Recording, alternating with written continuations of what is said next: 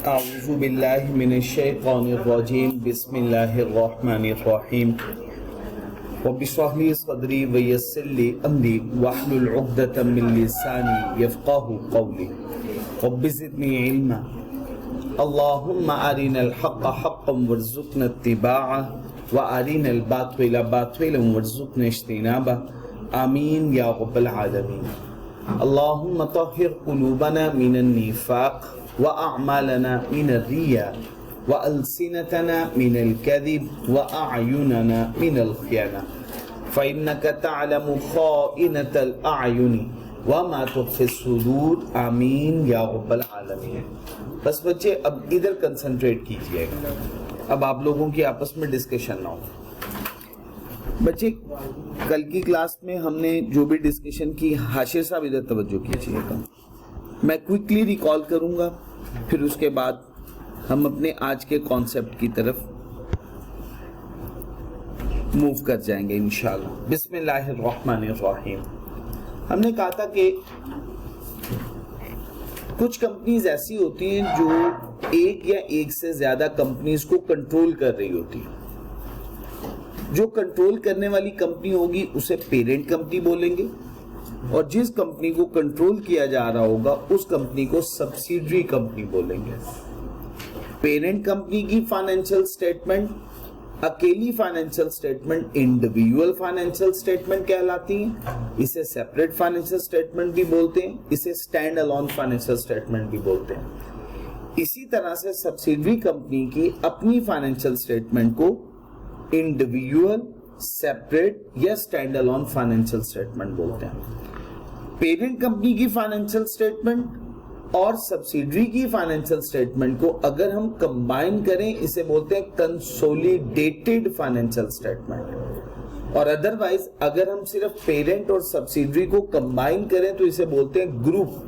Group से क्या मुराद हुआ? पेरेंट और उसकी तमाम सब्सिडरीज।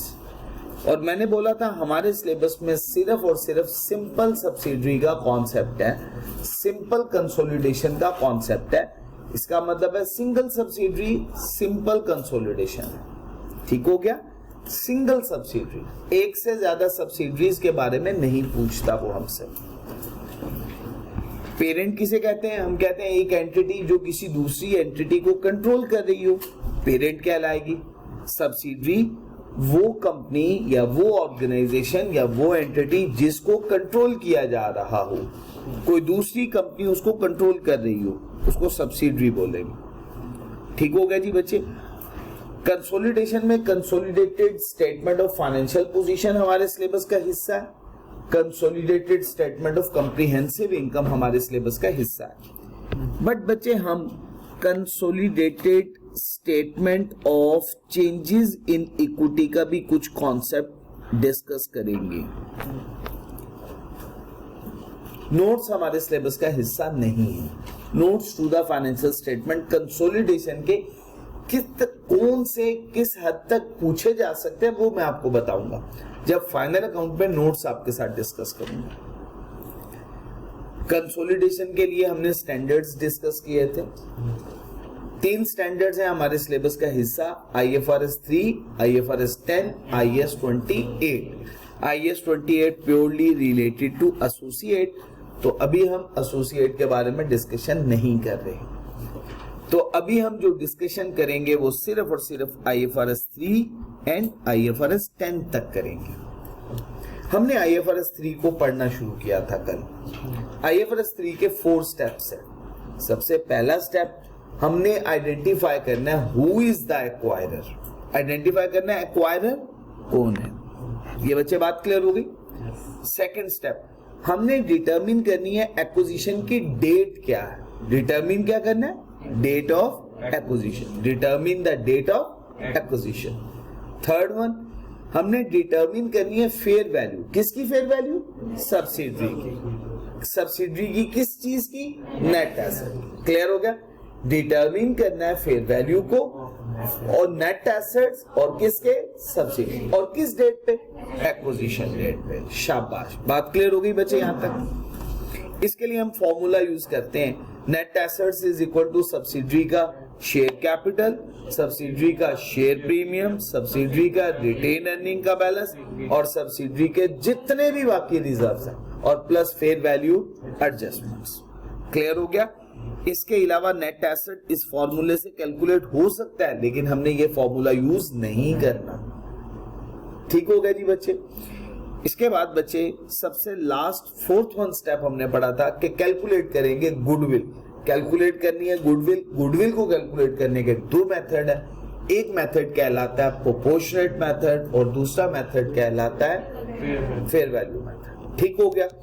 अच्छा, अब मैं जरा इसकी कैलकुलेशन लिख देता हूं। कल थोड़ा चूंकि टाइम ज्यादा हो गया था, मैं नहीं लिख पाया, तो मैं आज लिखता हूं। इसको दो तरीकों से हम कैलकुलेट करते हैं। इसके लिए हम एक अकाउंट बनाते हैं जिसे हम कहते हैं कॉस्ट ऑफ कंट्रोल का अकाउंट। किसका अकाउंट बनाते हैं बच्चे? कॉस्ट ऑफ कंट्रोल का अकाउंट। कॉस्ट ऑफ कंट्रोल का अकाउंट गुडविल की कैलकुलेशन के लिए बनाया जाता है। अच्छा बच्चे, सबसे पहले यहां पे लिखेंगे cost of investment,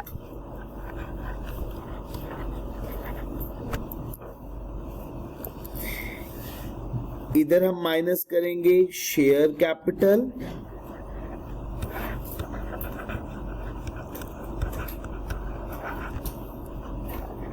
share premium,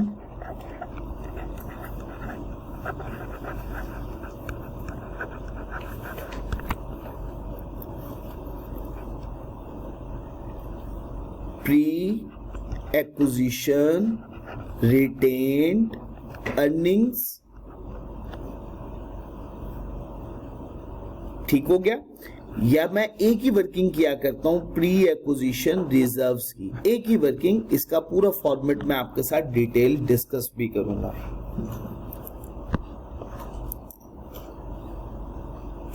ठीक हो गया जी बच्चे? फेयर वैल्यू एडजस्टमेंट भी इसी के अंदर शामिल कर दूंगा, प्लस फेयर वैल्यू एडजस्टमेंट,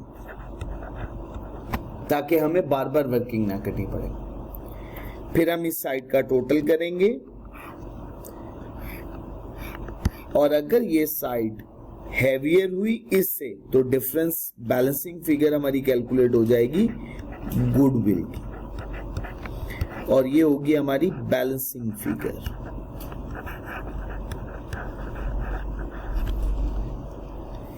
अगर हम बोलें तो ये किसके इक्वल होगा? नेट एसेट्स के। किसके इक्वल होगा? नेट एसेट्स के। ऐसा ही है ना? तो हम इसके लिए एक फॉर्मूला भी यूज कर सकते हैं। क्या फॉर्मूला यूज कर सकते हैं? मैं वो फॉर्मूला भी लिखता हूं। देखिए फॉर्मूला क्या होगा? Cost of investment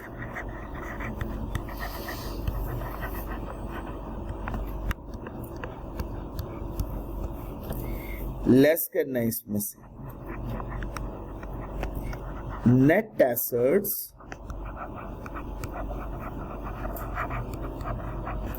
of subsidiary at acquisition date।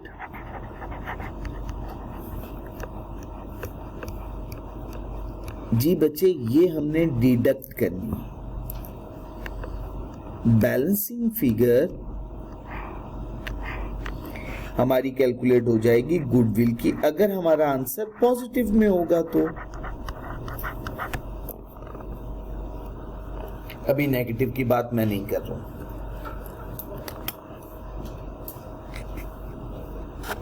तो दोनों कैलकुलेशन में कोई फर्क तो नहीं है। एक में मैंने अकाउंट बना लिया, ऐसा ही है ना? देखें, ये कॉस्ट ऑफ इन्वेस्टमेंट है। अगर इसमें से ये मैं नेट एसेट्स को माइनस कर दूं तो बैलेंसिंग फिगर हमारी किसकी बच जाएगी? अकाउंट भी यही बता रहा है ना, और नीचे स्टेटमेंट फॉर्म में भी मैंने वैसे ही वर्किंग कर दी।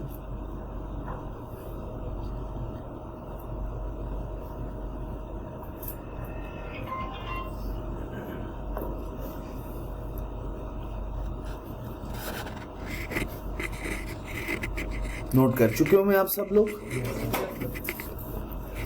एक कॉन्सेप्ट मैंने आपके साथ डिस्कस करना है, फिर उसके बाद कुछ एग्जांपल डिस्कस करते हैं, फिर इसके बाद अभी एक मेथड मैंने डिस्कस किया प्रोपोर्शनेट। गुडविल को कैलकुलेट करने का एक तरीका का प्रोपोर्शनेट मेथड। जो सबसे पहले है, ये देखिएगा, ये प्रोपोर्शनेट मेथड है। अभी मैंने सिर्फ इसका फॉर्मेट लिखा है, ये जो फॉर्मेट बना हुआ है आपके सामने, ये किसका है? प्रोपोर्शनेट मेथड का। जब मैं फेयर वैल्यू मेथड है, आज इंशाल्लाह उसको भी डिस्कस करूंगा, उसके भी कुछ एग्जांपल्स हैं।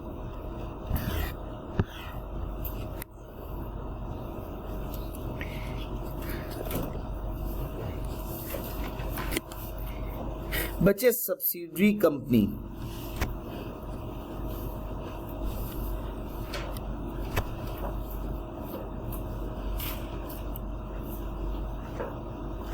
इसका रिटेन्ड अर्निंग का बैलेंस यकम जनवरी 2021 पे 100 मिलियन का। पूरे साल के दौरान कंपनी को हुआ प्रॉफिट 2021 के दौरान कितने का? 50 मिलियन का। अब मैं अगर आपसे सवाल पूछूं, रिटेन्ड अर्निंग का बैलेंस 31 दिसंबर 2021 पे कितना होगा? तो कितना होगा? किसी बच्चे को कैलकुलेशन में कोई प्रॉब्लम? सब बातें समझ में आ गई? चलिए जी बच्चे, एक कंपनी है पेरेंट कंपनी, उसने सब्सिडरी को एक्वायर कर लिया। क्या कर लिया? एक्वायर। अच्छा, अब वो डेट जिस दिन एक्वायर किया उस डेट को क्या बोलते हैं? Acquisition date. याद है ना जी? Determine the date of acquisition. Clear है जी? जिस दिन पेरेंट ने सब्सिडरी को एक्वायर किया, खरीदा, उसके शेयर्स को या उस कंपनी में इन्वेस्टमेंट की, वो डेट क्या कहलाएगी? Acquisition date. मैं कहता हूं लेट्स सपोज एक्विजिशन डेट है यकम जनवरी 2021। कौन सी डेट है? यकम जनवरी 2021। ये कौन सी डेट है बच्चे? Acquisition date. ये बात क्लियर है? कोई मुश्किल बात तो नहीं है फरहान भाई? हमजा समझ आई ये बात? एक्विजिशन डेट कौन सी डेट है? जिस दिन पेरेंट ने सब्सिडरी में इन्वेस्टमेंट की या उसको एक्वायर कर लिया, वो डेट कहलाती है एक्विजिशन डेट। सब लोगों को क्रिस्टल क्लियर? अच्छा बच्चे, अब हम एक डेफिनेशन पढ़ने वाले हैं। The balance of retained earning at acquisition date, the balance of retained earning at acquisition date is called pre-acquisition retained earning, या इसी को ही मैं रिजर्व भी बोल दिया करूंगा। मुश्किल बात तो नहीं है बच्चे? रिटेन्ड अर्निंग का बैलेंस एक्विजिशन डेट पे क्या कहलाएगा? प्री एक्विजिशन रिटेन्ड अर्निंग का बैलेंस। क्लियर है जी बच्चे? The balance of retained earning at the date of acquisition. Repeat कर रहा हूं, the balance of retained earnings at the date of acquisition. The balance of retained earnings at the date of acquisition. The balance of retained earnings at the date of acquisition. The balance of retained earnings at the date of acquisition is called pre-acquisition reserve या pre-acquisition retained earnings. Clear होगा जी बच्चे? अच्छा बच्चे, again अब acquisition date किस date पे हो रही है? यकम जनवरी 2021। और रिपोर्टिंग डेट कौन सी है? 31 दिसंबर 2021। ऐसा ही है, कोई दिक्कत तो नहीं है बच्चे?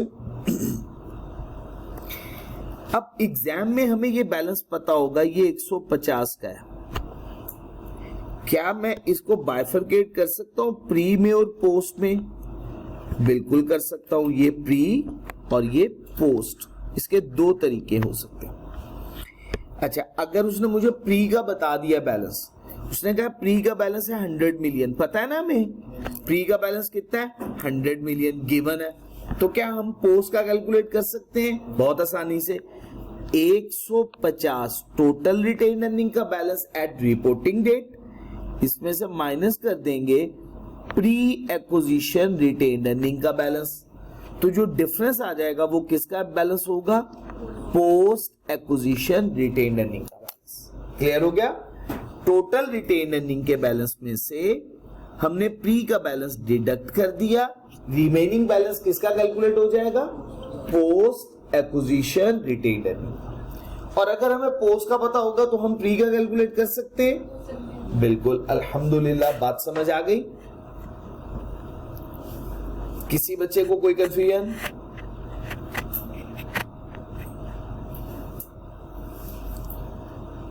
बिल्कुल उसी तरह से जैसे यहां पे हमें बता दिया 100 मिलियन है और इस डेट से लेकर इस डेट तक का प्रॉफिट कितना है?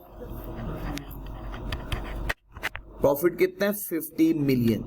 तो अगर मैं आपसे सवाल पूछूं कि पोस्ट से क्या मुराद है, आप कहेंगे एक्विजिशन डेट के बाद जितना भी प्रॉफिट का बैलेंस होगा वो पोस्ट एक्विजिशन रिटेन्ड अर्निंग का बैलेंस कहलाता है। ऐसा ही है ना? कोई कंफ्यूजन तो नहीं है? एक्विजिशन के बाद जितना भी प्रॉफिट होगा, हाँ बिल्कुल, प्रॉफिट का बैलेंस। अभी हम डिविडेंड के एडजस्टमेंट तो इसमें से कोई डिस्कस नहीं की, तो अभी सिंपल बात हमने डिस्कस की। कुछ एग्जांपल डिस्कस करें जी। एग्जांपल को डिस्कस करने से पहले एक और कॉन्सेप्ट बहुत ही सिंपल सा, बहुत ही स्ट्रेट फॉरवर्ड सा डिस्कस करते हैं। बच्चे, एक कंपनी है पेरेंट, एक कंपनी है सब्सिडरी। पेरेंट ने सब्सिडरी को एक्वायर किया, कितने परसेंट? 100%। और इन्वेस्टमेंट किसमें की? In voting shares. कौन से शेयर्स? Voting shares. याद रखना है, इन्वेस्टमेंट किसमें होना जरूरी है? Voting shares.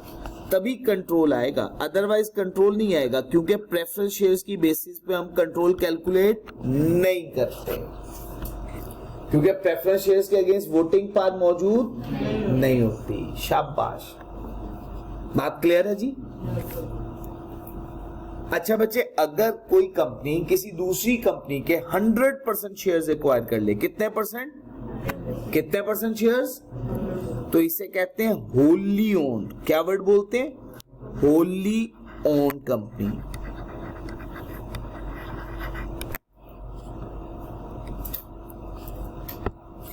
अगर कोई कंपनी किसी दूसरी कंपनी के 100% शेयर्स एक्वायर कर ले तो वो कंपनी क्या बन जाएगी? होली ओन्ड, क्योंकि 100% कंट्रोल इसके पास है, किसी और के पास तो कंट्रोल नहीं है। अच्छा जी बच्चे, अब एक और एग्जांपल लेता हूं। मैं कहता हूं सब्सिडरी, सब्सिडरी को कंट्रोल कर रहा है पेरेंट।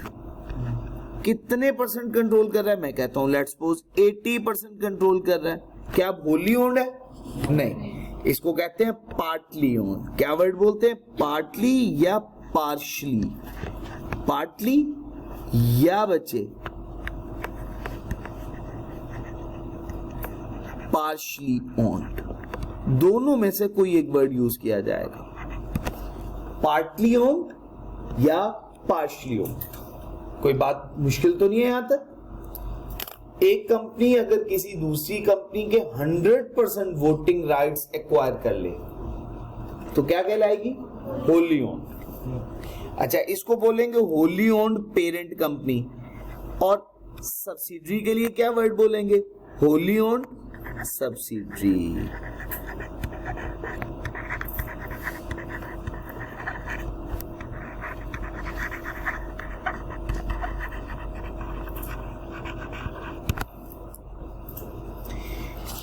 अच्छा उमर भाई, सब्सिडरी को 20% तो पेरेंट कंट्रोल नहीं कर रहा, कितने परसेंट कंट्रोल कर रहा है इस सिचुएशन के अंदर? 80%। बाकी 20% कौन कंट्रोल कर रहा है? क्या वो 20% कंट्रोल पेरेंट के पास मौजूद है? क्या पेरेंट उसे कंट्रोल कर सकता है? तो वो क्या कहलाएगा? Non controlling interest. वो इंटरेस्ट जिसको कौन कंट्रोल नहीं कर रहा? पेरेंट कंट्रोल नहीं कर रहा, तो क्या बोला जाएगा उसको? Non controlling interest. इसके लिए एब्रीविएशन हम यूज करते हैं एनसीआई का। समझ आ गई है? पहले पुराना नाम इसका हुआ करता था, इसे कहते थे हम इसके अंदर थे माइनॉरिटी शेयर्स, अब क्या है नॉन कंट्रोलिंग इंटरेस्ट, वो पोर्शन सब्सिडरी का जिसको पेरेंट कंट्रोल नहीं कर रहा, क्या कहलाएगा नॉन कंट्रोलिंग इंटरेस्ट। और शॉर्ट फॉर्म क्या होती है इसकी एनसीआई। कल मैंने ये एब्रिविएशन यूज किया था ना एनसीआई का, determine the fair value of net assets of subsidiary and NCI at acquisition date. अब बात क्लियर हो गई। तो वो किस मेथड में हमने करना होता है, फेयर वैल्यू मेथड में। जब गुडविल को हम फेयर वैल्यू मेथड पे कैलकुलेट करते हैं ना, तो फिर हमें एनसीआई की वैल्यू भी कैलकुलेट करनी होती है। यहां तक बच्चे बात क्लियर है? अच्छा, होली ओन में एनसीआई होगा नहीं, पार्टली ओन में या पार्शली ओन में बिल्कुल होगा। सब बातें क्लियर? बिस्मिल्लाहिर्रहमानिर्रहीम।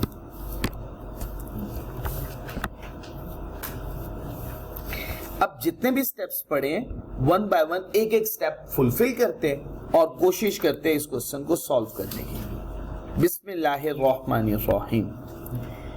PL acquired, question number 1, PL acquired, who is the acquirer? शाबाश, ये क्या बन गया acquirer। who is the acquirer? PL acquired 80%, control कितने परसेंट है, पार्टली या होली ओन, पार्टली। शाबाश। 1 जून 2022 ये क्या है, date of acquisition. Second step यही था ना, डेट ऑफ एक्विजिशन। पहला क्या था, identify who is the acquirer. Second one, determine the date of acquisition. बच्चे बात क्लियर हो गई? अच्छा, अब नेक्स्ट देखिएगा, 4 रुपीज 870 मिलियन कितने में खरीदा? इसे बोलेंगे कॉस्ट ऑफ इन्वेस्टमेंट। क्या वर्ड बोलेंगे, कॉस्ट ऑफ इन्वेस्टमेंट, या इसे कंसिडरेशन भी बोलते हैं। ये क्या है, कॉस्ट ऑफ इन्वेस्टमेंट। अभी फिलहाल आज के लिए क्या कहलाएगी, कॉस्ट ऑफ इन्वेस्टमेंट। क्या कहलाएगी, कॉस्ट ऑफ इन्वेस्टमेंट। पेरेंट ने पीएल एक्वायर किया एसएल को कितने में, 870 मिलियन। क्लियर हो गया? अच्छा, SL has 50 million shares in issue. इसके कितने शेयर्स इशू हो चुके होंगे, 50 मिलियन। मार्केट वैल्यू एक शेयर की एसएल की 24 रुपए और 26 रुपए। 1 जून 2022 को 24 रुपए है और 26 रुपए है 31 दिसंबर 2022 रिस्पेक्टिवली। अच्छा, अभी फिल वक्त इसकी हमें जरूरत नहीं है। अगला स्टेप देखिएगा, fair value of net assets acquired in SL on 1 June 2022। मुझे बताएं, ये 1 जून एक्विजिशन डेट है ना? अच्छा, एक्विजिशन डेट पे सब एसएल क्या है, सब्सिडी। ये कौन सी डेट है, एक्विजिशन डेट। एक्विजिशन डेट पे सब्सिडरी के नेट एसेट्स की कौन सी वैल्यू डिटरमिन करनी थी, तो बता नहीं दी उसने खुद से। यही काम हमने करना था ना, determine the fair value of net assets of subsidiary at acquisition date. बात क्लियर हो गई? ये हमें कैलकुलेट करना थी, लेकिन इस सवाल में तो उसने खुद से बताई हुई है। हमें पता है ये इसकी कितनी वैल्यू है, 910 मिलियन। क्लियर हो गया? अब रिक्वायरमेंट क्या है, रिक्वायरमेंट में ये है क्या कैलकुलेट कर दो, गुडविल। गुडविल हमेशा किस डेट पे कैलकुलेट होती है, याद रखना है, गुडविल हमेशा एक्विजिशन। गुडविल हमेशा किस डेट पे कैलकुलेट होगी, एक्विजिशन। किसके लिहाज से कैलकुलेट करेंगे, एक्विजिशन के लिए। हम आज कैलकुलेट कर रहे हैं, लेकिन करेंगे किसके लिहाज से, एक्विजिशन डेट के लिहाज से। तो कैलकुलेशन करूं जी बच्चे? जी बच्चे, बिस्मिल्लाहिर्रहमानिर्रहीम। हम दोनों तरीकों से कर सकते हैं। फर्स्ट वन सिंपल वे है, पहला क्या है, कॉस्ट ऑफ इन्वेस्टमेंट। जब मैं न्यूमेरिकल सॉल्व करवाऊंगा, फुल लेंथ क्वेश्चन सॉल्व करवाऊंगा, तो मैं अकाउंट बनवा के सॉल्व करवाऊंगा। याद रखना है, वो मैंने अकाउंट्स बनवा के, क्योंकि वो एंट्रीज हैं, एंट्री से कॉन्सेप्ट ज्यादा अच्छे से क्लियर होता है, रट्टा नहीं लगता उससे कॉन्सेप्चुअली स्ट्रांग होंगे आप। हर स्टेप की आपको एंट्री आती होगी। लेकिन अगर स्टेटमेंट फॉर्म में करवाऊंगा, आपको उसकी एडजस्टमेंट सॉल्व करनी तो आती होगी, लेकिन आपको एंट्री का नहीं पता चलेगा कि एंट्री का इफेक्ट क्या है। तो एंट्री का इफेक्ट ज्यादा हमें मजबूत बनाता है कॉन्सेप्चुअली। ठीक हो गया जी बच्चे? कॉस्ट ऑफ इन्वेस्टमेंट की फिगर बताइएगा बच्चे, कितनी अमाउंट है, 870। हमने इसमें से माइनस करना है नेट एसेट्स। क्या माइनस करने? Net asset. और नेट एसेट किस डेट पे? एक्विजिशन डेट पे। बिल्कुल ठीक हो गया। लेकिन वो नेट एसेट्स की फेयर वैल्यू माइनस करनी है, याद रखिएगा। अच्छा, अब देखें हमारे पास तो ये फिगर है 9, 10। क्या सारी माइनस कर दें? नहीं। वो क्यों? अब मैं उसकी रीजन बताने लगा हूं। ये मुझे बताइएगा, ये कॉस्ट कितने परसेंट एसेट्स के बदले में पे हुई है? तो क्या हम सारे के सारे नेट एसेट माइनस कर दें? ये तो प्रोपोर्शनेट मेथड है। कौन सा मेथड है? प्रोपोर्शनेट। तो इसका मतलब है 9, 10 पूरे की पूरी फिगर है माइनस नहीं कर सकते। हमें इस कॉस्ट के प्रोपोर्शनेटली फिगर उस प्रोपोर्शन से मल्टीप्लाई करनी पड़ेगी। जितने के बदले में पेमेंट की है उतने नेट एसेट माइनस करो ना, सारे थोड़ी माइनस करो। बात समझाइए? चले जी, 9, 10 का 80%। जी बच्चे, ये बच्चे हमने किसकी वैल्यू कैलकुलेट कर ली? गुडविल की। बात समझा पाया हूं? कोई मुश्किल बात तो नहीं है। अच्छा, इसके अलावा हमें सीओसी का अकाउंट भी बनाना है। COC stands for cost of control. COC stands for cost of control. देखिए जी, कॉस्ट ऑफ कंट्रोल के केस में फर्स्ट वन हम यहाँ पे क्या मेंशन करते हैं? Cost of. बिल्कुल ठीक हो गया। कॉस्ट ऑफ इन्वेस्टमेंट की फिगर बच्चे 870। और बच्चे यहाँ पे नेट एसेट्स। नेट एसेट्स की वर्किंग हम कर चुके हुए हैं 728। हमारी बैलेंसिंग फिगर ये 870, यहाँ पे भी टोटल 870 बनना चाहिए। और बैलेंसिंग फिगर बच्चे किसकी होगी? गुडविल की। हमने गुडविल कैलकुलेट कर दी और गुडविल की फिगर है 142। किसी तरह की कोई कंफ्यूजन? नोट कर लीजिएगा जल्दी से। और मैं एक्सपेक्ट करूंगा इसकी सेकंड एग्जांपल अभी आप सॉल्व करें। जब सॉल्व कर लें तो मुझे बता दीजिए।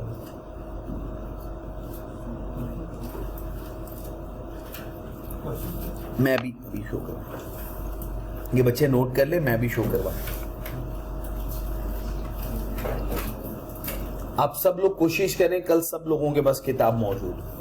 और मैं आई कैप की बुक का द बेस्ट बुक है वो। जी बच्चे कर चुके हैं नोट? चलें जी, अल्हम्दुलिल्लाह। क्वेश्चन नंबर 2 बच्चे मैं एक्सपेक्ट कर रहा हूं अभी आप सॉल्व कर रहे हैं, मैं उसके बाद सॉल्व करता हूं। जी सभी लोग कोशिश करें।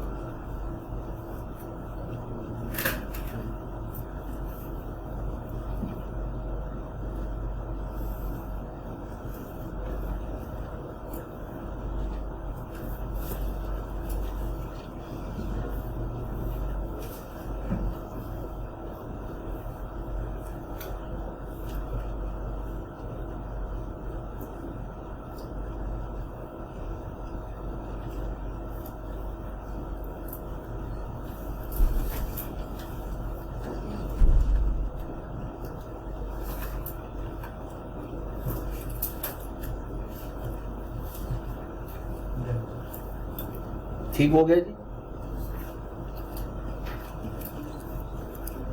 जब आप नोट कर सॉल्व कर चुके हो तो मुझे बताइएगा, मैं डिस्कस करूंगा आप लोगों के साथ। हो गया? चले जी, बिस्मिल्लाहिर्रहमानिर्रहीम। अच्छा बच्चे, एक अ कंपनी क्या है? अ कंपनी एक्वायर्ड, एक्वायरर हुआ। Yes. कितने परसेंट कंट्रोल? 7%. शाबाश। किस में बचे? बी कंपनी में। बी क्या कंपनी बन गई? शाबाश, एक्सीलेंट। और ये 1 जनवरी 2002 कौन सी डेट है? एक्सीलेंट, बिल्कुल ठीक हो गया। ये कौन सी डेट है? एक्विजिशन डेट है जी बच्चे। अच्छा बच्चे, कितने रुपए में? ये क्या कहलाएगी? Cost of investment. Excellent, cost of investment. अगली इंफॉर्मेशन अभी हमसे रेलिवेंट नहीं है। Fair value of net assets acquired in B company, subsidiary के नेट एसेट्स की फेयर वैल्यू किस डेट पे? Acquisition date. कितनी है बच्चे? बात क्लियर हो गई? तो बच्चे हम कैलकुलेट करते हैं सबसे पहले cost of investment.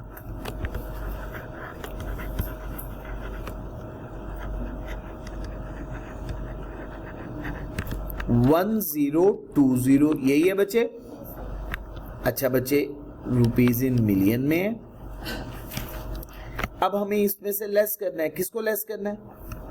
Net assets को। एक्सीलेंट। हमें माइनस करना है नेट एसेट्स। नेट एसेट्स की बच्चे वैल्यू है 900। क्या सारे के सारे माइनस कर दें? नहीं, शाबाश, क्योंकि हमने कॉस्ट कितने एसेट्स के बदले में पे की है, तो फिर नेट एसेट्स भी सब्सिडरी के सारे माइनस नहीं करने, उतने परसेंट माइनस करने। तो बच्चे मल्टीप्लाई करेंगे 70% से।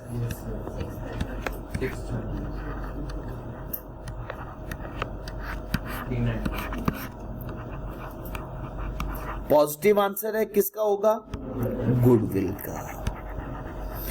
सीओसी का अकाउंट आप खुद से बना लेंगे, कोई दिक्कत तो नहीं है। इसकी एंट्री मैं लिख दूं? चलें जी, मैं एंट्री लिखता हूं। नेट एसेट्स, अभी मैं शेयर कैपिटल वगैरह पूरी डिटेल में नहीं लिख रहा हूं।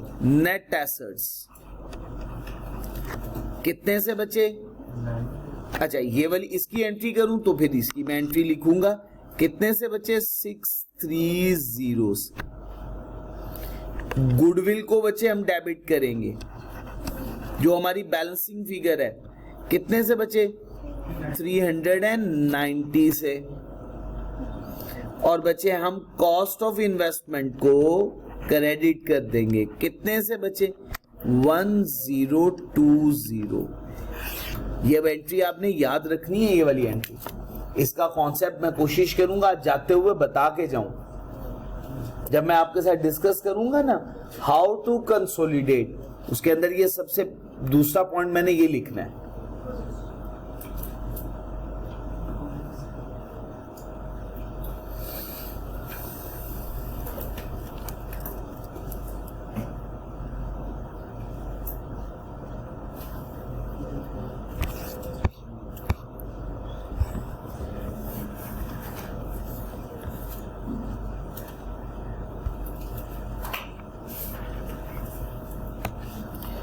बच्चे क्वेश्चन नंबर 7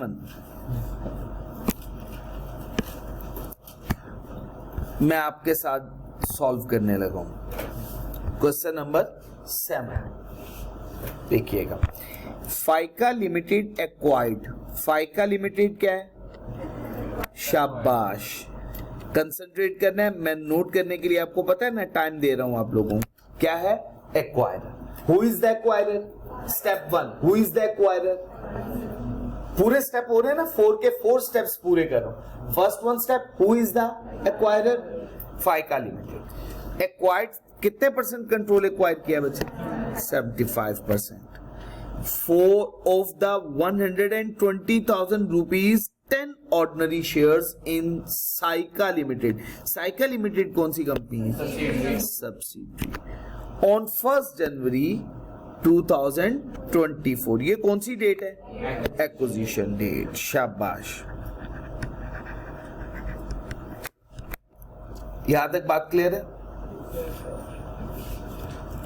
अच्छा, अब मैं आपसे एक सवाल पूछता हूं।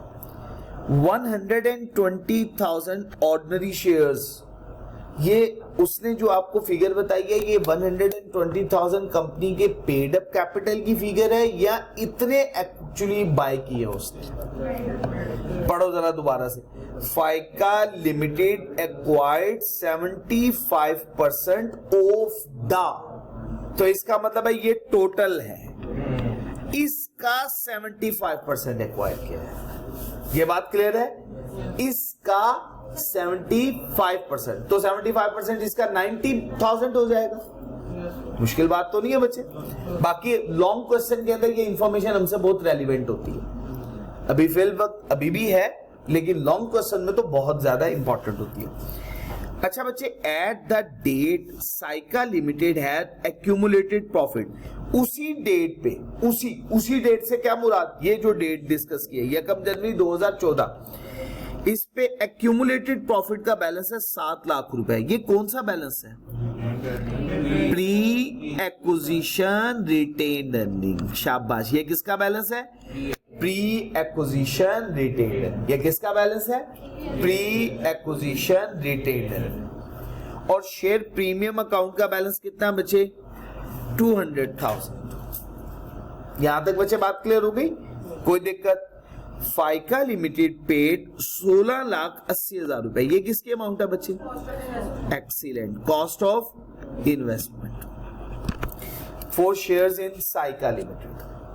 कंप्लीट इंफॉर्मेशन होगी। पहला स्टेप था who is the acquirer. Acquirer कौन है? फाइका limited. Second one, determine the date of acquisition, वो क्या है?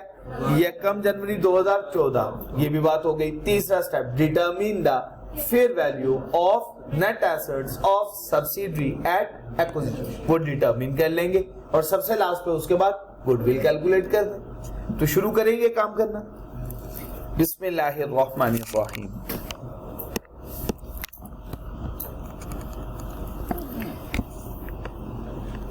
कॉस्ट ऑफ इन्वेस्टमेंट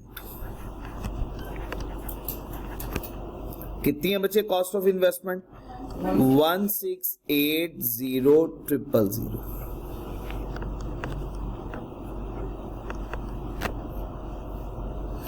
इसमें से बच्चे लेस किसको करना है? Net assets.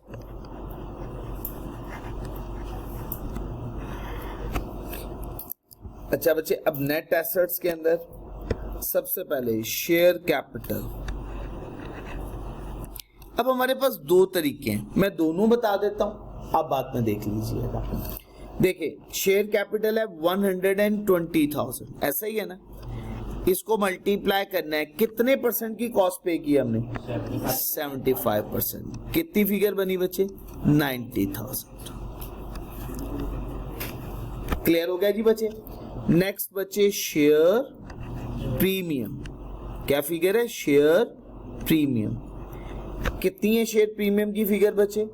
200,000। 90,000 तो ये शेयर्स की अमाउंट नहीं है तो जी, total number of shares. Total number of shares. अच्छा, ये उसने बताया होगा 120,000 रुपीज 10 ऑर्डिनरी शेयर्स। बिल्कुल ठीक कहा जी, रुपीज 10 ऑर्डिनरी शेयर्स।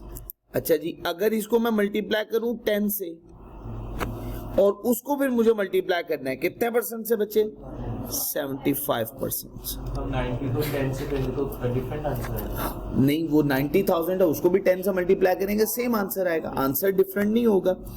ये 900,000 बन जाएगा। लेकिन मैंने आपके सामने कैलकुलेशन पूरी शो करवा दी। इसी तरह से बच्चे 200,000 है, इसका 75% है, इसको मल्टीप्लाई करेंगे, ये फिगर हो जाएगी 150,000। देख लीजिएगा कैलकुलेशन किसी जगह पे मैं गलत तो नहीं कर रहा हूं जी बच्चे? ये भी बात क्लियर हो गई। इसके बाद बच्चे हम प्री एक्विजिशन रिटेन्ड अर्निंग का बैलेंस, वो कितना बैलेंस है बच्चे? 700,000। इसका बच्चे 75%, 525,000। कोई और इंफॉर्मेशन तो नहीं है इसके अलावा? देख लें, सारी इंफॉर्मेशन पूरी कर दी। शेयर कैपिटल भी ले लिया, शेयर प्रीमियम का बैलेंस भी कंसीडर कर लिया और प्री एक्विजिशन रिटेन अर्निंग का बैलेंस भी कंसीडर कर लिया। टोटल कीजिएगा इसका 1575000। जी बच्चे, बात क्लियर हो गई। अब बच्चे इन दोनों का डिफरेंस 105,000। जी बच्चे, ये गुडविल की फिगर है।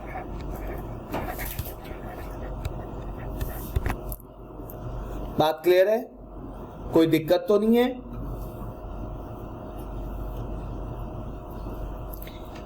या बच्चे हम सीधा सीधा नेट एसेट टोटल कैलकुलेट कर सकते थे।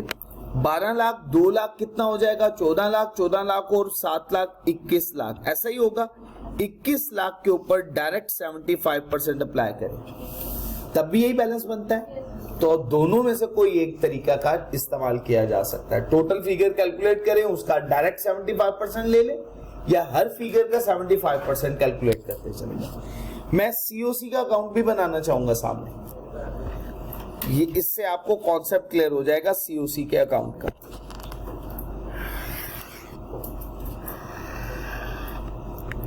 कॉस्ट ऑफ कंट्रोल का अकाउंट। जी बच्चे, सबसे पहले cost of investment 16,80,000। Share capital की अमाउंट है 900,000। Next share premium. बच्चे पेड अप कैपिटल के केस में ये देख लीजिएगा, मैं समझा के शेयर 1 रुपए का, यहाँ पे लिखा हुआ है कैटेगोरिकली 10 रुपए का, तभी हमने उसको 1,20,000 को पहले 10 से मल्टीप्लाई किया, 12 लाख, फिर उसका 75% किया। अच्छा, शेयर प्रीमियम 200,000 का 75% 150,000। और सबसे लास्ट पे बच्चे प्री एक्विजिशन रिटेन्ड अर्निंग का बैलेंस। तो बच्चे प्री एक्विजिशन रिटेन अर्निंग का बैलेंस हमने कैलकुलेट किया हुआ है 700,000 का 75% 5,25,000। अब इन सब का टोटल करना है, ये फिगर होगी 16,80,000। ये हैवियर साइड है, इसमें से इसके बैलेंसेस माइनस कर दें, जो बैलेंसिंग फिगर हमारी बच जाएगी वो किसकी होगी? गुडविल की। इस साइड पे आएगी तो किसकी फिगर होगी? गुडविल की, और ये हमारी बैलेंसिंग फिगर है।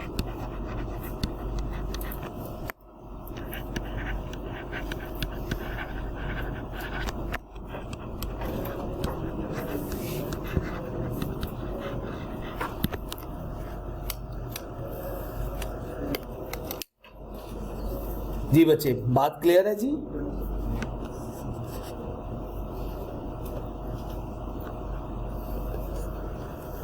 जब नोट कर ले तो मुझे बता दीजिएगा।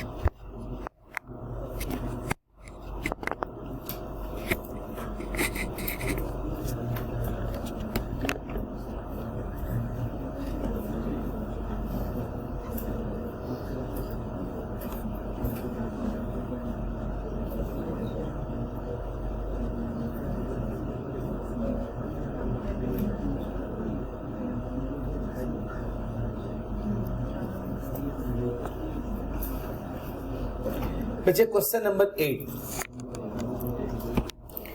अब मैं आज सिर्फ प्रोपोर्शनेट मेथड से आपको वर्किंग करवा रहा हूं, फेयर वैल्यू मेथड के क्वेश्चन मैंने स्किप कर दिए। आप लोगों ने आज मैं इंशाल्लाह आप लोगों के साथ, अगर ग्रुप बन चुका हुआ है वेल एंड गुड, नहीं बना तो बना लीजिएगा, मैं इंशाल्लाह उसमें असाइनमेंट के कुछ क्वेश्चन शेयर कर दूंगा। ठीक हो गया? आप लोगों के पास कल से किताबें भी मौजूद होंगी, किताब के भी कुछ क्वेश्चंस होंगे और कुछ इसके अलावा एडिशनल क्वेश्चंस भी होंगे। आप लोगों ने अपना एक रजिस्टर सेपरेट बना लेना है। जो आई कैप का क्वेश्चन होगा वो आपने अपने पास रेफर भी करना है, बुक पे भी और रजिस्टर पे भी। और जो एडिशनल क्वेश्चन होगा उसके पेजेस आपने अपने पास या एक ग्रुप में मोबाइल में एक फोल्डर बना लीजिए, अपने पास सेव करते रहिएगा। मैं अल्टीमेटली एट द एंड आपको सारे वो असाइनमेंट शेयर भी कर दूंगा, लेकिन कोशिश करें साथ साथ अपने पास मेंटेन करते जाइए। ठीक होगा जी बच्चे, इंशाल्लाह। तो स्टार्ट करते हैं क्वेश्चन नंबर 8। PL acquired. अब पीएल क्या है बच्चे? शाबाश। अब आप लोगों ने एक्टिवली पार्टिसिपेट करना है ताकि आपको पता चल सके। स्टेप 1 है एक्वायरर। अच्छा बच्चे कितने %? तो कंट्रोल कितने % आ गया? अच्छा, स्कैन लिमिटेड को एसएल क्या हुआ? एक्सीलेंट, बिल्कुल ठीक हो गया।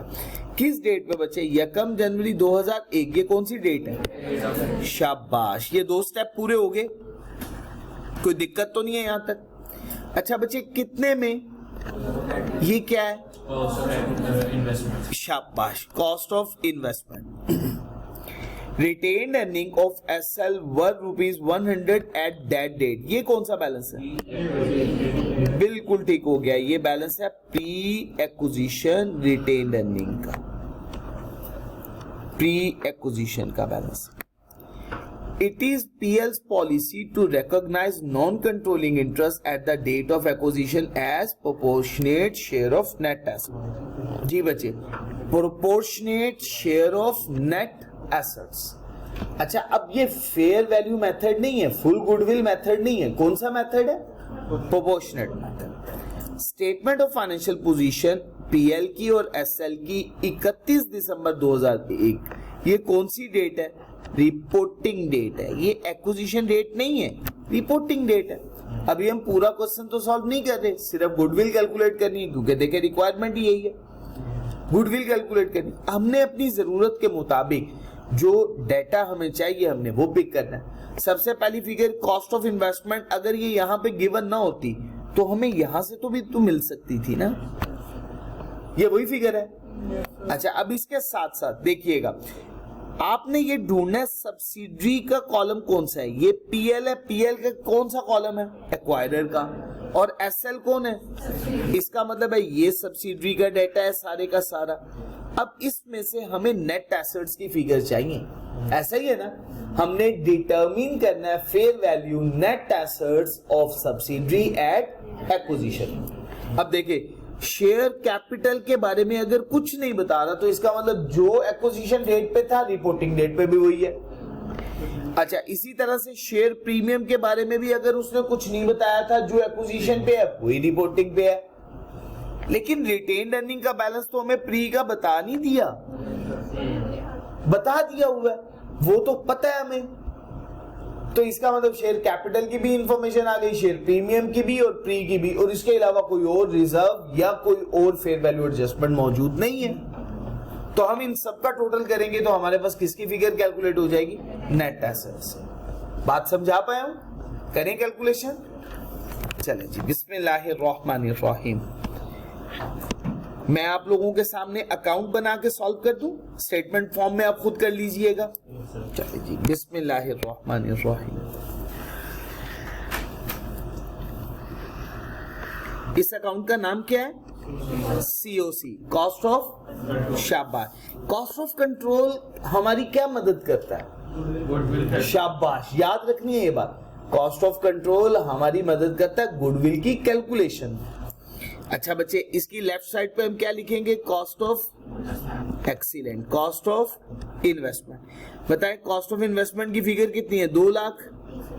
एक्सीलेंट, पहले मेरे साथ वर्किंग कर लें, फिर उसके बाद नोट कर लीजिएगा, मैं पूरा टाइम दूंगा आपको। देन बच्चे शेयर कैपिटल। अब बताएं शेयर कैपिटल की फिगर कितनी है? 50,000। क्या सारे का सारा शेयर कैपिटल पीएल ने खरीद लिया? नहीं। कितना? शाबाश, 50,000 का कितने %? तो कितनी अमाउंट होगी? 40,000। एक्सीलेंट, बिल्कुल ठीक हो गया। अच्छा, इसी तरह से शेयर प्रीमियम। शेयर प्रीमियम की टोटल अमाउंट बच्चे कितनी मौजूद है? 20,000। क्या सारे का सारा पेरेंट ने एक्वायर कर लिया? कितने परसेंट? 80 को बच्चे 80% को 20,000 से मल्टीप्लाई करें 16,000। एक्सीलेंट, बिल्कुल ठीक हो गया बच्चे। नेक्स्ट बच्चे, प्री एक्विजिशन रिटेन अर्निंग का बैलेंस तो हमारे पास मौजूद नहीं है तो हम वो लिखेंगे प्री एक्विजिशन रिजर्व या रिटेन अर्निंग का बैलेंस। कितना बच्चे मौजूद है? 1 लाख। 1 लाख पूरे का पूरा ले लें, ये भी कितने परसेंट? 80%, 80,000। अब बच्चे इन सब का टोटल कीजिएगा, ये फिगर होगी 2,30,000। इसका भी टोटल बच्चे 2,30,000। अब बच्चे बैलेंसिंग फिगर आपने कैलकुलेट कर 94,000, बिल्कुल ठीक हो गया। ये हमारी बैलेंसिंग फिगर है।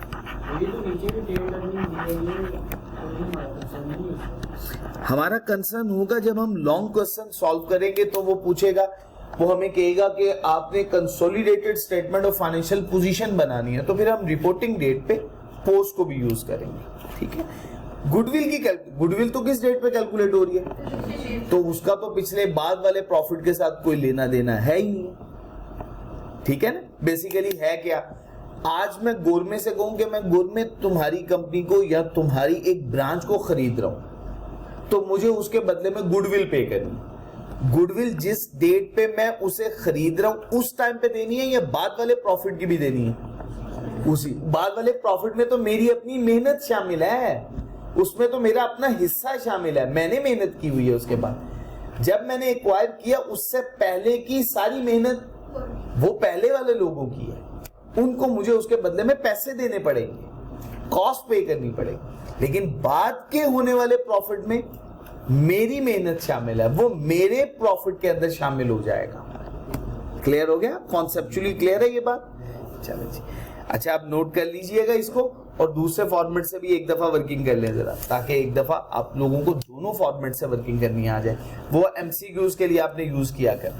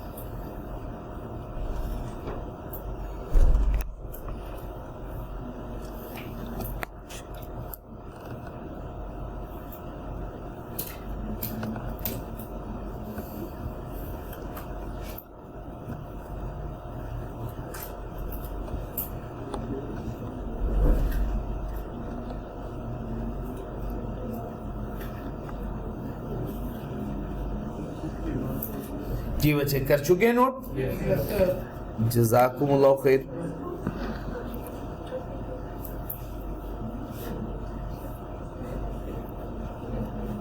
जी बच्चे, क्वेश्चन नंबर 9 मैं ये आपके साथ असाइनमेंट शेयर कर दूंगा। क्वेश्चन नंबर 9 आपका होमवर्क है बच्चे।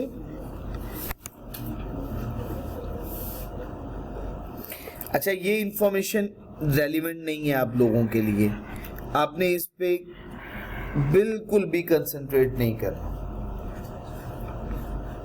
इसी तरह से बच्चे क्वेश्चन नंबर 10 भी आपका होमवर्क है। क्वेश्चन नंबर 9 और क्वेश्चन नंबर 10 ठीक हो गया जी बच्चे? अच्छा बच्चे, बिस्मिल्लाहिर्रहमानिर्रहीम। गुडविल को कैलकुलेट करने के कितने मेथड मैंने आपके साथ डिस्कस किए? शाबाश, बिल्कुल ठीक हो गया। कौन कौन से? एक बच्चे पार्शियल गुडविल मेथड या प्रोपोर्शनेट मेथड, और दूसरा मेथड कौन सा डिस्कस किया?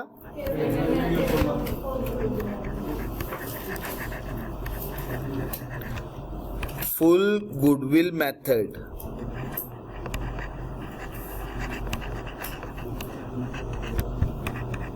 या बच्चे फेयर वैल्यू मेथड। दो मेथड मैंने आपसे डिस्कस किया।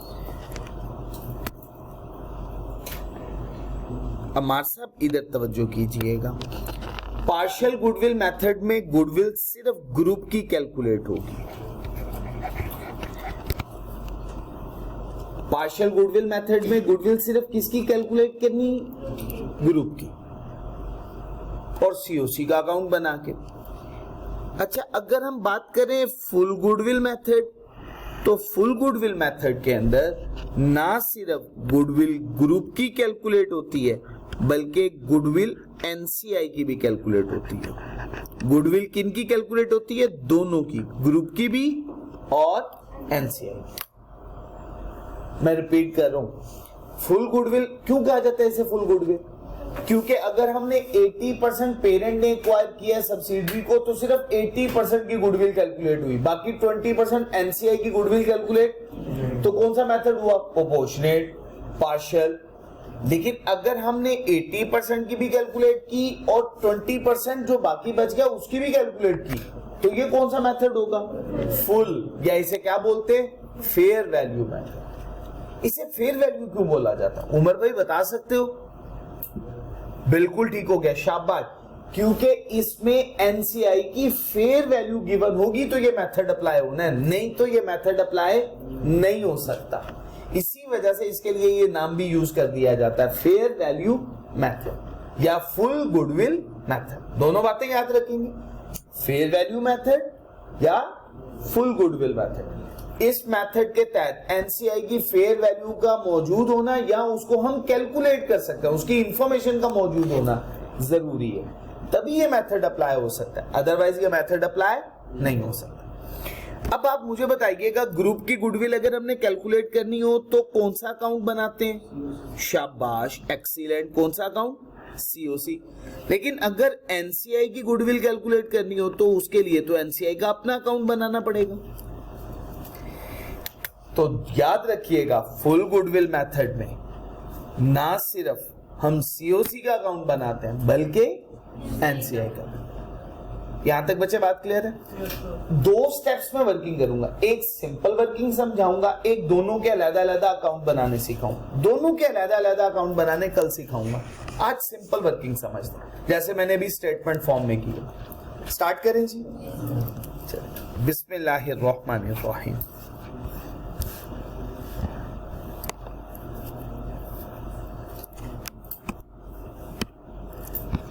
Question number 3,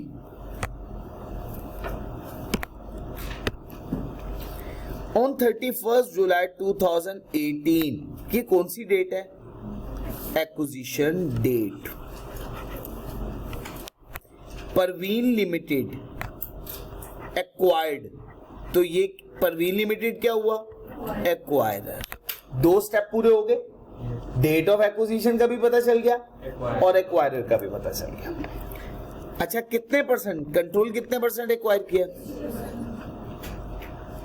of the ordinary shares from 18 million at ₹10 of Sidra limited. Sidra limited subsidiary, बिल्कुल ठीक हो गया, ये है subsidiary, SL subsidiary. For a sum 432 million, ये कौन सी फिगर है? शाबाश, ये है कॉस्ट ऑफ इन्वेस्टमेंट।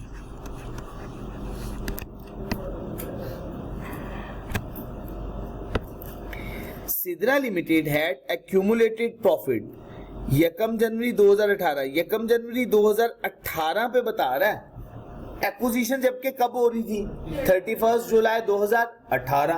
अब इसका मतलब हमें तो पता ही नहीं है एक्विजिशन डेट पे, हमें तो कैलकुलेशन करनी पड़ेगी। तो ये कितनी फिगर गिवन है बच्चे? 360 million.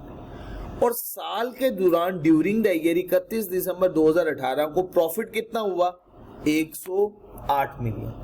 Fair value non controlling interest की कितनी है? 200। मुझे बताएं, एनसीआई की फेयर वैल्यू गिवन है, तो कौन सा मेथड यूज करेंगे? अब समझ आ गई। अगर एनसीआई की फेयर वैल्यू मौजूद ना हो तो पार्शियल या प्रोपोर्शनेट मेथड। यहां तक बच्चे कोई मुश्किल बात तो नहीं है? सवाल बड़ा इंटरेस्टिंग है। मैं कोशिश करता हूं स्टेप बाय स्टेप आपके सामने सॉल्व करूं। जिस स्टेप में दिक्कत हो, ना समझ में आए, मेरे से पूछिएगा। बिस्मिल्लाहिर्रहमानिर्रहीम। बच्चे सबसे पहला काम, इसके स्टेप्स याद रखें। सबसे पहला काम आपने लिखना है कॉस्ट ऑफ इन्वेस्टमेंट। क्या लिखना है? Cost of investment.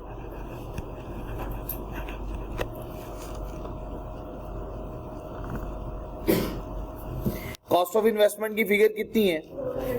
शाबाश, 432। ये कितने परसेंट के अगेंस्ट पे की गई है? शाबाश, कितने परसेंट के अगेंस्ट? 60% के अगेंस्ट। हमने तो ये फुल गुडविल मेथड अप्लाई करना है, तो इसका मतलब है बाकी हमें ऐड करना पड़ेगा fair value of NCI. NCI का पोर्शन कितने परसेंट है? 40%। तो टोटल 100% बन गया ना। अब आप मुझे बताएं एनसीआई की फेयर वैल्यू गिवन है, कितनी है फेयर वैल्यू? शाबाश, बिल्कुल ठीक हो गया, 200। टोटल फिगर कितनी होगी? 632। अब बताएं यहां तक कोई कंफ्यूजन? पहले हम सिंपल क्या चीज ऐड किया करते थे? Cost of investment. उसमें फेयर वैल्यू ऑफ एनसीआई शामिल। अब हम फेयर वैल्यू ऑफ एनसीआई भी शामिल कर रहे हैं। अब हमने इसमें से लेस कर देना बच्चे। नेट एसेट्स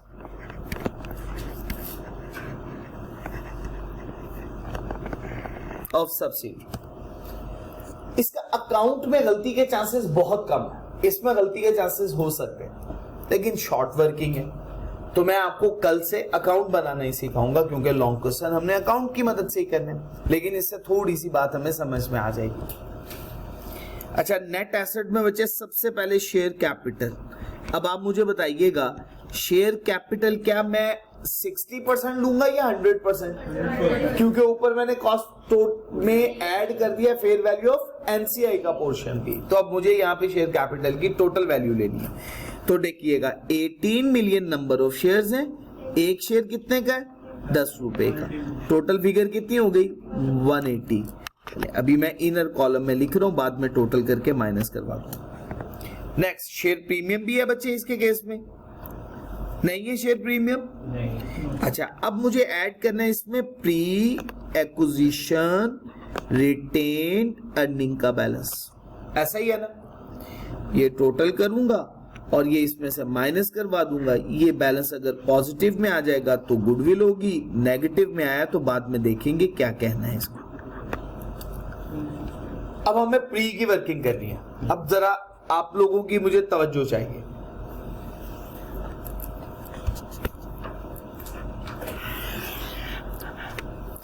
यकम जनवरी 2018, ऐसा ही है, यही डेट है। 31 दिसंबर 2018। देखिएगा डेट्स यही हैं, पहले ये कंफर्म करें, बाद में नोट कर लीजिएगा। ऐसा ही है। रिपोर्टिंग डेट क्या है? 31 दिसंबर 2018 और यकम जनवरी 2018। एग्री? यकम जनवरी 2018 पे रिटेन अर्निंग का बैलेंस कितना मौजूद है? बिल्कुल ठीक हो गया, 360। कोई कंफ्यूजन किसी भी बच्चे को? सब बातें क्लियर हो गई? अल्हम्दुलिल्लाह। अच्छा बच्चे, एक्विजिशन डेट क्या है? 31 जुलाई 2018। ये कौन सी डेट है? Acquisition date. हमें रिटेन अर्निंग का बैलेंस तो इस डेट पे पता ही नहीं है। हाँ, हमें ये पता है कि इस डेट से लेकर इस डेट तक का प्रॉफिट कितना है, ये पता है ना जी? उसने बताया हुआ है ये प्रॉफिट कितना है। ये कितना प्रॉफिट है जी बच्चे? 108 रुपए का प्रॉफिट। ऐसा ही है, 108 रुपए का प्रॉफिट। अब बताएं कोई कंफ्यूजन नहीं आता? स्टेप समझ में आ गए? यकम जनवरी 2018 पे हमें रिटेन अर्निंग का बैलेंस पता है 360। रिपोर्टिंग डेट पे भी नहीं पता। हाँ, पूरे साल का प्रॉफिट कितना हुआ? 108। एक्विजिशन हो रही है दरमियान में किसी जगह पे। अब अगर मैं इस 360 में इस डेट से लेकर इस डेट तक का प्रॉफिट ऐड कर दूं, तो क्या मेरे पास प्री एक्विजिशन रिटेन अर्निंग का बैलेंस नहीं आ जाएगा? यही है ना। अब इसका मतलब है मुझे ये प्रॉफिट कैलकुलेट करना, इसके लिए मुझे एक अजम्पशन लेनी पड़ेगी।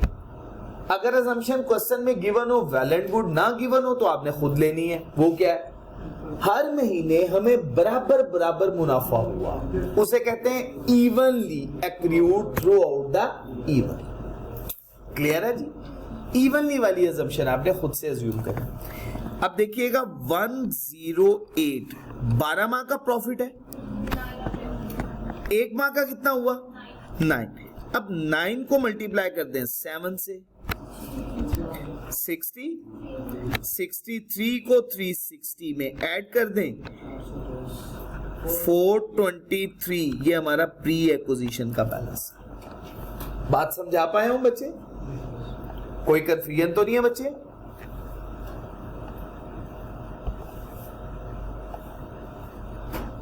$108 पूरे साल का प्रॉफिट है। कितने माह का प्रॉफिट है? 12 माह का।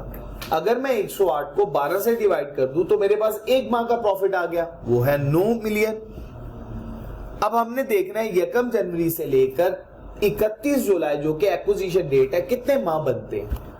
जितने माह बनते हैं पर मंथ के प्रॉफिट को उससे मल्टीप्लाई कर दे, ये हमारा प्रॉफिट कैलकुलेट हो गया उतने माह का।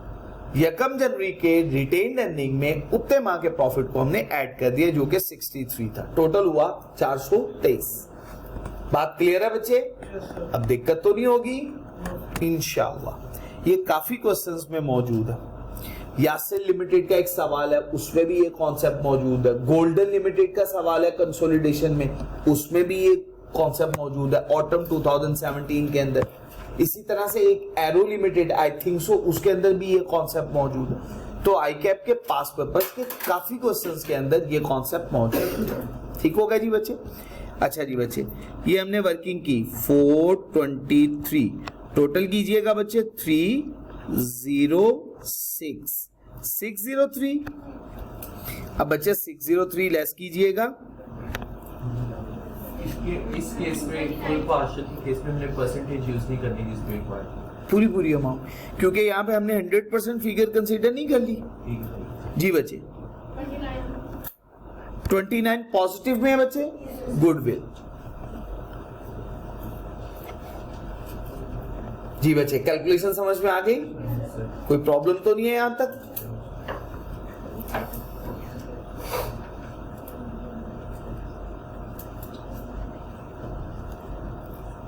नोट कर चुके हैं बच्चे? आपका होमवर्क क्वेश्चन नंबर 4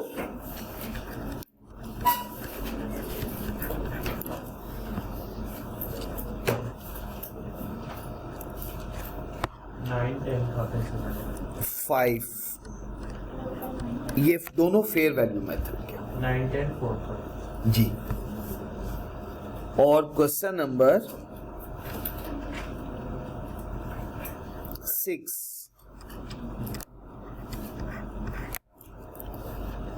जी बच्चे हो जाएंगे। सिंपल से क्वेश्चन है, कोई इतने मुश्किल नहीं है, सिर्फ गुडविल कैलकुलेट कर देंगे। दोनों मेथड्स हो गए, प्रोपोर्शनेट मेथड भी हो गया और second one fair value method भी हो गया, फुल गुडविल मेथड। कल इंशाल्लाह हमने कंसोलिडेशन के प्रोसेस को समझ के लॉन्ग क्वेश्चन स्टार्ट कर देने, सॉल्व करने इंशाल्लाह। ठीक हो गया? तो उसके स्टेप्स में आपको लिखवाऊंगा हाउ टू कंसोलिडेट, तो उसमें सिंपल क्वेश्चन से हम अपनी बात को शुरू कर देंगे इंशाल्लाह। ये डॉक्यूमेंट मैं इंशाल्लाह अभी थोड़ी देर में आपको शेयर कर रहा हूँ। सुब्हानक अल्लाहुम्मा व बिहम्दिक अशहदु अल्ला इलाहा इल्ला अंता अस्तगफिरुका व अतूबु इलैक।